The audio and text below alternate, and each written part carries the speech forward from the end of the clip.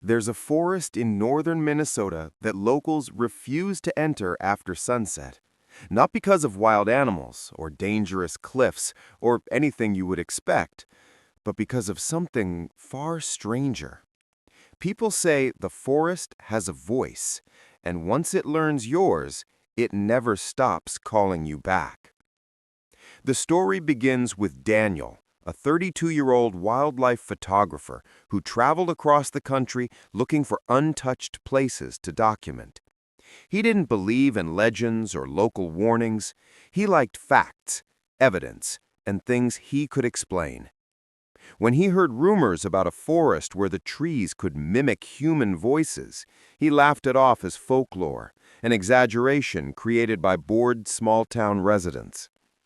But curiosity has a way of pulling people into things they should avoid. Daniel arrived in a small town near the forest in early autumn. The air was crisp, and the leaves were beginning to turn yellow. At the local diner, he mentioned the forest to the waitress, expecting a casual conversation. Instead, her face dropped instantly. "You shouldn't go there," she said, sliding the coffee cup toward him with a shaking hand. "The forest remembers people. It learned my brother's voice before he disappeared." She walked away before Daniel could ask anything else.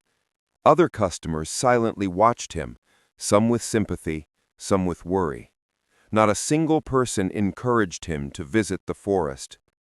That alone should have been enough to make him leave, but of course, he didn't. The next morning, Daniel packed his gear and drove toward the forest trail. There were no signs, no barriers, no warnings of any kind, just a narrow path swallowed by trees. The deeper he walked, the quieter the world became. Even the birds seemed to avoid the place. After about an hour, he stopped to rest and took a few photos. When he checked the audio on his camera, he noticed something strange. He could hear faint whispers behind him, soft, distant, almost like wind moving through reeds. But the trees weren't shaking, nothing was moving, and the sound wasn't natural. It had rhythm, shape, timing. Still, he told himself it was just forest acoustics, echoes, his imagination. But 10 minutes later, everything changed. Daniel cleared his throat and said, "Testing, 1, 2, 3, to check the microphone." A few seconds passed, then from somewhere deeper in the woods, in a low, hollow tone, came his own voice repeating, 1, 2, 3. Daniel froze. The repetition wasn't perfect. His voice sounded stretched, slower, as if something was trying to imitate the sound without understanding its meaning. He scanned the trees, expecting to see someone, but he was alone. He tried again. "Hello?" Silence. Then, "Hello." Same mimicry, same warped tone. His heart began pounding. There was no way it was an echo. The timing was too delayed, too intentional. Daniel backed away slowly, but the forest didn't remain silent. It began whispering again, except this time the whispers formed words. They were fragments, broken pieces of his own voice stitched together. "Don't leave Daniel." Hearing his name spoken in his own tone made something break inside him. He turned around and began walking quickly back toward the trail. Every few steps, he heard twigs snapping behind him, not like an animal, more like something trying to follow quietly. He forced himself not to run. He kept his breathing steady. Then it called again, louder, closer. "Daniel, wait." He didn't look back. He accelerated. He focused on the path. But the forest didn't want to let go. Every time his foot hit the ground, he heard the mimic behind him getting louder, clearer, more accurate, as if it was learning him in real time. When Daniel finally broke through the tree line into the open field, the mimic stopped instantly. Absolute silence. No whispers, no footsteps, Nothing. The forest had boundaries, but he didn't understand why. Back in town, he returned to the diner, pale and shaking. The same waitress approached cautiously. "You heard it, didn't you?" she asked. He nodded. She sighed slowly, then sat across from him. "My brother went in 5 years ago. He heard the forest copying my mom's voice at first, then his own. He said it sounded closer every day. One night he told me the forest called him by his childhood nickname, a name only family used. He went back to get proof. He never came out."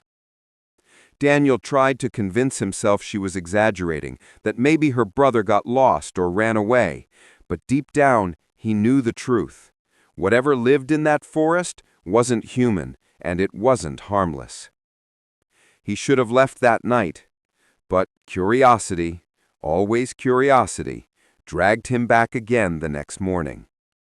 He told himself he would stay near the entrance, record a few minutes of audio, and leave. No exploring, no calling out, no responding to anything. He stepped into the trees. The air immediately felt heavier, colder, thicker. He pressed record on his camera and stood still. For nearly 2 minutes, nothing happened. Then he heard it. Not a whisper, not mimicry. A perfect copy of his voice calling from the darkness. "Daniel, you came back." His breath stopped. The voice was identical to his own, but layered with something darker underneath, something old, tired, and hungry. It wasn't just repeating him, it was speaking to him directly. He took one step backward, the forest took one step forward. Then came the sound of something large shifting between the trunks, too big to be a human, too smooth to be an animal. Daniel felt instinct taking over, pure fear, telling him to leave immediately. He turned around, he walked. He didn't run at first, he remembered the waitress's story. Her brother started running when the mimic got close. But then, the mimic laughed. His laugh, perfect tone, perfect pitch. That broke him. Daniel ran. Branches whipped his arms, roots caught his feet. The mimic's footsteps pounded behind him, matching his pace perfectly, as if it wore his shape, his stride, his body. It said, "Don't go." He ran faster. "Daniel!" He didn't look back. "Come back!" When he burst through the forest line, the voice cut off instantly again. The present stopped. But Daniel didn't stop running until he reached his car. He never returned to that town. He never finished his documentary. He moved 3 states away. But here's the part that still haunts him. Some nights, when he is alone in his apartment, he hears tapping on his window, soft at first, like fingers, and sometimes, just before he falls asleep, he hears his own voice whisper, "Daniel, I found you." And every time it happens, the voice sounds closer, clearer, more accurate, as if the forest never forgot him, as if it's still learning, still practicing, still calling him back. And the worst part?